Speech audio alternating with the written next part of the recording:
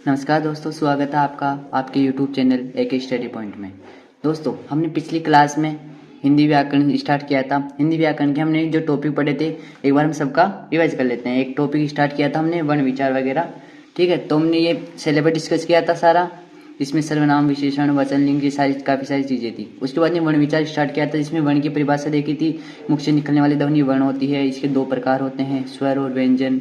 उसके बाद में स्वर की परिभाषा देखी थी कि ये 11 होते हैं, ठीक है। और जो आयोग हुआ है अपने ए और है, इनके बारे में देखा था। वैसे हमने व्यंजन के बारे में देखा था और व्यंजन के प्रकार, हमने प्रकारों के नाम देखे थे।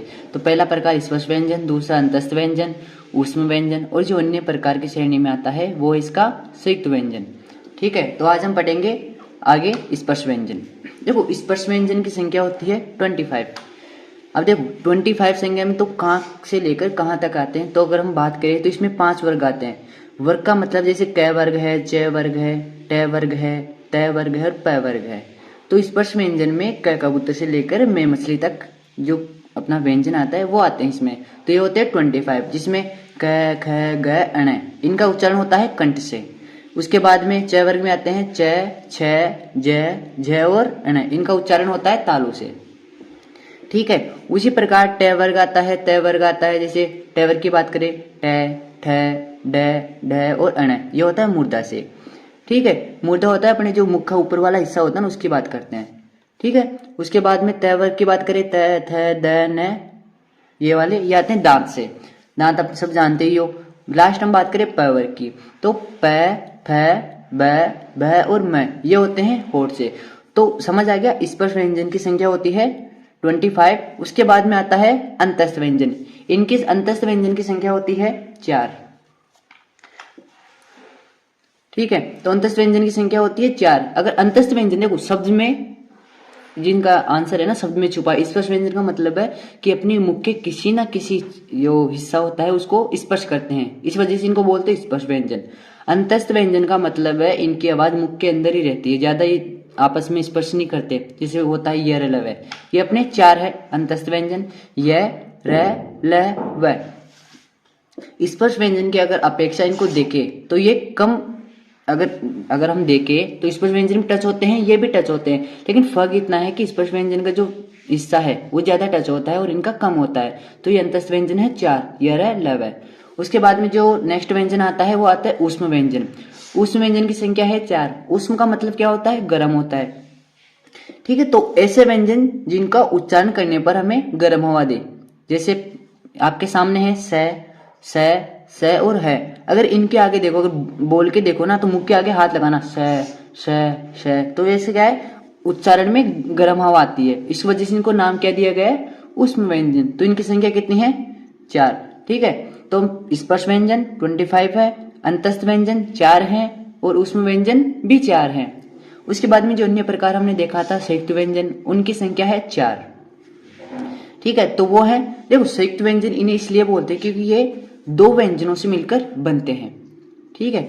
ये भी 4 है। पहला है श, ये किससे बनता है? आधा क और पूरा श, ठीक है। उसके बाद में आता है त्र, ये आधा त और र से बनता है। जैसे ग है, ये ज और अण से बनता है। श्र है, ये स और र से बनता है। तो अपने ये 4 संयुक्त व्यंजन है। क्लियर? मतलब संयुक्त व्यंजन को इसलिए बोलते हैं क्योंकि ये 2 व्यंजनों से मिलकर बनते हैं। क्लियर? ये अपना जो वर्णमाला का टॉपिक था, वर्ण विचार, वो कंप्लीट हो गया है। इसके बाद में हम जो नेक्स्ट टॉपिक स्टार्ट कर रहे हैं वो है अपनी लैंग्वेज यानी भाषा, ठीक है। दोस्तों, हमने वर्ण विचार को पढ़ लिया है, अब हम पढ़ेंगे भाषा को। सबसे पहले भाषा की हम जो उसकी डेफिनेशन है, परिभाषा, उसकी बात करते हैं कि भाषा परिभाषा होती क्या है, उसके प्रकार, वो सारी चीज देखेंगे। तो सबसे पहले भाषा को देखते हैं कि होती क्या है।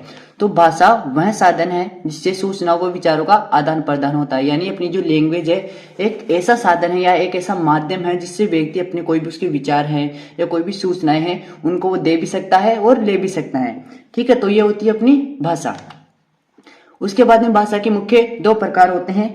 अगर प्रकारों की बात करें तो होता है मौखिक भाषा और लिखित भाषा। एक अन्य प्रकार में इसका प्रकार आता है वो है सांकेतिक भाषा। अब हम बात करते हैं मौखिक भाषा की। तो मौखिक भाषा वह साधन है जिसमें विचारों का आदान प्रदान बोलकर किया जाता है। तो मौखिक का मतलब क्या होता है? विचारों का आदान प्रदान बोलकर करना। जैसे हम मोबाइल में बात करें ठीक है। मोबाइल फोन पर अगर हम बात करते हैं तो कौन सी लैंग्वेज में आता है, वो आता है मौखिक भाषा में। जैसे हम कोई भी गाना है उसको हम सुनते हैं तो उसकी जो बीट वगैरह है उसको हम सुनते हैं, उसको समझते हैं, तो वो किस में आता है, मौखिक भाषा में। ठीक है। अगर हम बात करें नेक्स्ट लैंग्वेज की, लिखित भाषा की, तो लिखित भाषा वह भाषा है जिसमें विचारों का आदान प्रदान लिखकर किया जाता है। जैसे अखबार पढ़ना, पत्र पढ़ना। जैसे मान लो अखबार आता है, अखबार बोलता थोड़ी ना है कि मैं अखबार हूँ, न्यूज़पेपर हूँ, जो भी है उसमें जो भी कोई खबर होती है वो आप पढ़ते हो, तो उसमें जो चीज लिखी हुई है, वो सूचना है, वो कैसे लिख कर, जो मतलब लिखी हुई है तो उसको लिख कर आप तक पहुंचाया जाता है, तो वो होती है लिखित भाषा।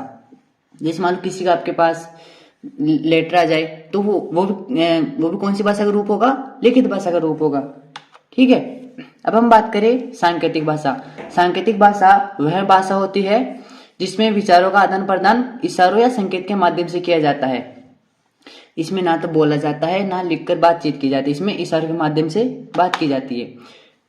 अब देखो, भाषा हमने पढ़ ली, इससे रिलेटेड एक चीज है व्याकरण कि व्याकरण क्या होता है। तो भाषा के शुद्ध रूप का ज्ञान हमें जिस किताब या जिस शास्त्र से होता है वह क्या होता है, व्याकरण होता है। जिसमें बोलूं राम जयपुर जाती है, तो इसका शुद्ध रूप क्या होगा, राम जयपुर जाता है। तो हमें ये कैसे पता पड़ेगा, ये हमें पता लगेगा व्याकरण के द्वारा। ठीक है। अब हम बात करते हैं लिपि की। लिपि होती है भाषा को जिन नियमों व जिन चिन्हों के द्वारा लिखा जाता है उसे उस भाषा की लिपि कहते हैं। अलग अलग भाषाओं की अलग लिपियां होती है। ठीक है। तो भाषा को जिन नियमों के द्वारा लिखा जाता है, जिन चिन्हों के द्वारा लिखा जाता है, वह क्या कहलाती है, भाषा की लिपि कहलाती है। अब हम लिपियां देख लेते हैं। कुछ लिपियां हैं, जैसे हिंदी है, हिंदी की जो लिपि है वो है देवनागरी। उसके बाद में अंग्रेजी, अंग्रेजी की लिपि है रोमन, पंजाबी की गुरुमुखी, उर्दू की फारसी और संस्कृत की भी देवनागरी लिपि। अगर देवनागरी लिपि की विशेषता की बात करें तो ये बाईं ओर से दाईं ओर लिखी जाती है। ठीक है। ये हमारी हिंदी की लिपि है, देवनागरी लिपि। Thank you. आगे आने वाली क्लास में हम संज्ञा को डिस्कस करेंगे। और दोस्तों, अगर वीडियो अच्छी लगे तो चैनल को सब्सक्राइब करें, लाइक करें और अपने दोस्तों को शेयर करें। Thank you.